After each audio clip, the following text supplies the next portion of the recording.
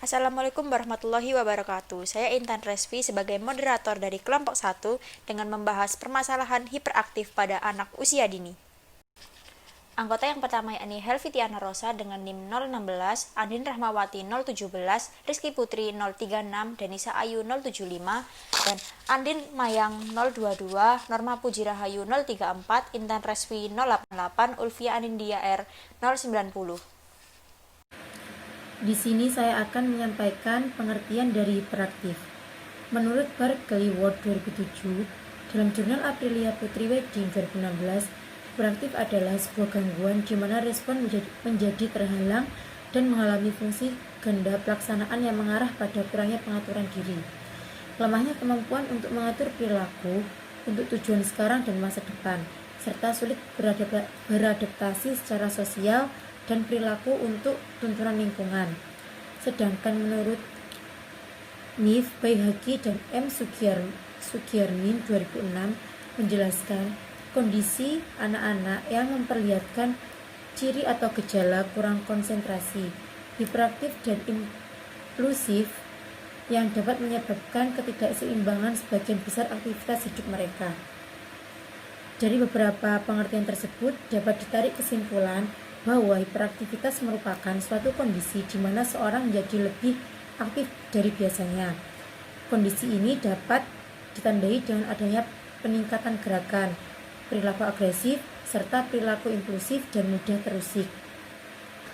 Jadi, anak hiperaktif cenderung melakukan kegiatan yang banyak dibanding anak biasanya, sehingga anak tidak dapat fokus terhadap satu kegiatan saja.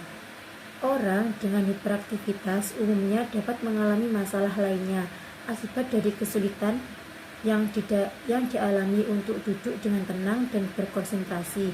Misalnya, hiperaktivitas dapat menyebabkan kesulitan dalam beraktivitas di sekolah atau tempat kerja, dan juga dapat mempengaruhi hubungan dengan keluarga serta temannya. Faktor hiperaktif yang pertama yakni faktor kelahiran, yang kedua adalah faktor kondisi saat anak dilahirkan, yang ketiga yakni faktor struktur atau fungsi otak anak, yang keempat faktor cedera otak, yang kelima ada faktor gaya. Faktor gaya hidup orang tua juga akan mempengaruhi anak dalam perkembangan anak yang menjadikan anak hiperaktif. Yang keenam ada faktor lingkungan, yang ketujuh ada faktor obat-obatan kimia, yang kedelapan ada faktor kinerja otak. Slide selanjutnya yaitu ciri anak hiperaktif. Menurut Robert dan Ismond dalam Bledsoe dan Perret 1986, anak hiperaktif adalah anak yang selalu bergerak dari satu tempat ke tempat yang lainnya dan sangat jarang untuk diam selama 5-10 menit. Adapun menurut Strong 2010 yang mengemukakan bahwa ciri-ciri anak hiperaktif yaitu yang pertama tidak fokus atau kurang konsentrasi. Nah, biasanya anak yang seperti ini sangat sulit untuk melakukan satu kegiatan dengan fokus. Contohnya ketika anak bermain lilin bersama temannya 5-10 menit, dia bisa meninggalkan temannya dan keluar untuk bermain sepak bola dengan temannya yang lainnya.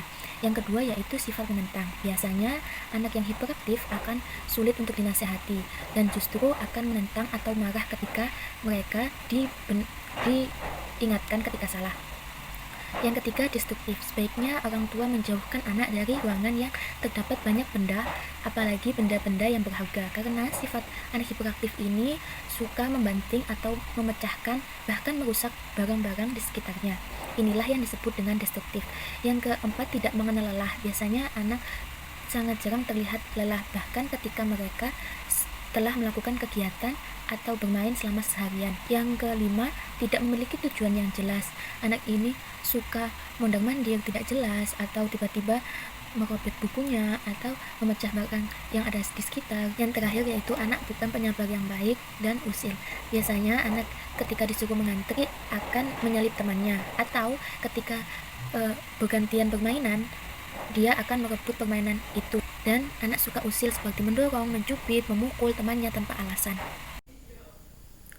Slide selanjutnya yaitu mengenai karakteristik pada anak hiperaktif. Karakteristik pada anak biasanya muncul dalam intensitas yang berbeda. Adapun karakteristik dari anak hiperaktif atau anak penyandang ADHD atau Attention Deficit Hyperactive Disorder yaitu yang pertama, ada anatensi atau kesulitan dalam memusatkan perhatiannya. Ciri-cirinya seperti 1, anak sulit untuk menerima pelajaran. Yang kedua, anak yang sering tidak mendengarkan orang yang berbicara kepadanya. Yang ketiga yaitu anak selalu membuat kesalahan karena kurang teliti atau ceroboh. Yang kedua yaitu impulsivitas atau kesulitan menahan keinginan. Seperti ciri-cirinya yaitu 1, anak yang sering bertindak tanpa berpikir terlebih dahulu. Yang kedua yaitu anak yang sering tidak sabar menunggu giliran atau antrian dalam suatu permainan. Yang ketiga yaitu anak yang sering menyela pembicaraan orang lain. Yang ketiga yaitu hiperaktivitas atau kesulitan dalam mengendalikan gerakan. Menurut Widyarini tahun 2009 yaitu ciri-cirinya seperti 1, anak yang sulit duduk diam barang sejenak. Yang kedua yaitu anak yang sering melompat ke sana kemari. Yang ketiga yaitu anak yang sering banyak bicara atau ceriwis saat di kelas. Pengaruh hiperaktif dalam perkembangan anak. Perilaku hiperaktif yang ada pada diri anak dapat meresahkan banyak orang, termasuk guru, orang tua, dan teman sebayanya, karena perilaku ini memiliki berbagai macam pengaruh atau dampak yang merugikan. Pengaruh yang ditimbulkan dari perilaku hiperaktif tersebut bisa berdampak pada anak itu sendiri maupun lingkungan. Saat di lingkungan sekolah, biasanya anak hiperaktif cenderung ditakuti dan dijauhi oleh teman-temannya. Selain itu, perilaku hiperaktif juga dapat memberi pengaruh pada perkembangan anak seperti kurangnya perhatian terhadap pelajaran, anak sering gagal dalam mengerjakan tugas yang diberikan. Nah, untuk slide yang selanjutnya akan menerangkan tentang bagaimana sih cara kita sebagai guru atau calon guru nantinya untuk menangani anak hiperaktif saat berada di sekolah. Nah, hal yang bisa dilakukan oleh guru adalah yang pertama, menempatkan anak di bangku dekat guru di antara anak-anak yang tenang dan amat memperhatikan pelajaran. Kemudian yang kedua, menghindari menempatkan anak di dekat jendela, pintu terbuka, gambar dan lukisan yang warnanya cerah, karena hal-hal tersebut bisa merusak konsentrasi belajar anak. Kemudian yang ketiga adalah menatap anak saat berkomunikasi. Kemudian selanjutnya adalah menyingkirkan perlengkapan yang tidak diperlukan di meja belajar anak, supaya perhatian mereka tidak terpecah dan tidak terfokus pada perlengkapan yang tidak diperlukan tersebut. Selanjutnya, sesekali kita menggunakan kontak fisik dengan mereka, seperti memegang bahu atau menepuk punggung anak untuk memfokuskan perhatiannya. Selanjutnya, memberikan pujian bila anak bisa tenang, bisa mengontrol dirinya, kita memberikan pujian kepada mereka. Yang selanjutnya adalah memberitahukan orang tuanya agar menyediakan tempat belajar yang tenang, jauh dari televisi atau musik yang keras. Dan mengingatkan orang tuanya agar melatih anak melakukan kegiatan secara teratur atau terjadwal saat-saat tertentu. Misalkan, bangun tidur pada jam berapa, mandi, belajar, makan, kemudian tidur, baca buku, bermain, dan lain sebagainya. Jadi anak bisa belajar untuk disiplin dalam kegiatan sehari-harinya. Dan yang terakhir adalah mendorong orang tua untuk melatih anak menyiapkan keperluan sekolah sebelum tidur. Jadi anak tidak tergesa-gesa saat mereka akan berangkat sekolah keesokan paginya. Hal ini juga akan membelajarkan anak supaya lebih mandiri dan bisa menjaga dirinya sendiri. Selanjutnya yaitu cara orang tua menangani hiperaktif pada anak.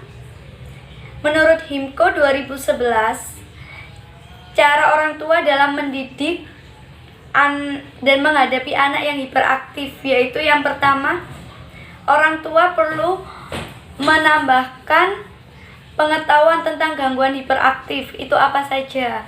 Yang kedua, orang tua harus mengetahui kelebihan yang dimiliki oleh anak atau bakat apa yang dimiliki oleh anak. Yang ketiga, membantu anak untuk bersosialisasi. Ajak anak untuk bersosialisasi. Ajarkan anak untuk bersosialisasi.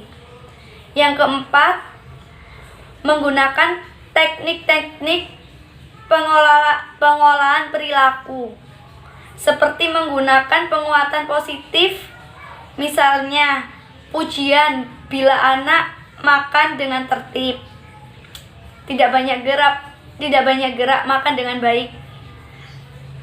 Selanjutnya, memberikan disiplin yang konsisten dan selalu memonitor perilaku pada anak. Yang kelima, memberikan ruang gerak yang cukup bagi aktivitas anak untuk menyalurkan kelebihan energinya. Yang keenam, menerima keterbatasan anak. Yang ketujuh, membangkitkan rasa percaya diri pada anak. Yang kedelapan, bekerja sama dengan guru yang ada di sekolah supaya guru memahami kondisi anak ini sebenarnya seperti ini, begitu. Dan yang terakhir, di samping itu anak bisa juga melakukan pengelolaan perilakunya sendiri dengan bimbingan orang tua, dengan memberikan contoh yang baik kepada anak. Dan bila suatu saat anak melanggarnya, orang tua mengingatkan anak tentang contoh yang pernah diberikan orang tua sebelumnya. Baik, saya Denisa Ayurania akan memberikan kesimpulannya pada slide terakhir. Anak hiperaktif biasanya disebabkan saat ibu hamil yang suka merokok, orang tua yang selalu memanjakan anak, kasih sayang yang berlebihan, kurangnya perhatian dari orang tua, kebiasaan bermain di luar rumah tanpa pantauan dari orang tua, dan kemampuan yang rendah dalam belajar. Anak hiperaktif dapat mengganggu proses kegiatan dalam pembelajaran karena ulahnya yang dapat menghambat baik dari guru maupun dari anak itu sendiri. Oleh sebab itu, upaya yang dapat dilakukan adalah berkonsultasi dengan ahli psikolog anak, tidak selalu memenuhi tuntutan anak, memberikan kasih sayang yang secukupnya dan sewajarnya, meluangkan waktu untuk anak, memantau anak setiap saat, memberikan perhatian yang cukup kepada anak, membimbing dalam belajar, selalu memberikan motivasi dan dorongan yang positif kepada anak, menjalin hubungan komunikasi yang baik antar orang tua dan guru serta sekolah. Nah, itu tadi upaya-upaya yang dapat dilakukan untuk mengatasi anak yang hiperaktif. Sekian dari saya, terima kasih. Terima kasih, sekian dari kelompok 1, kurang lebihnya mohon maaf. Wassalamualaikum warahmatullahi wabarakatuh.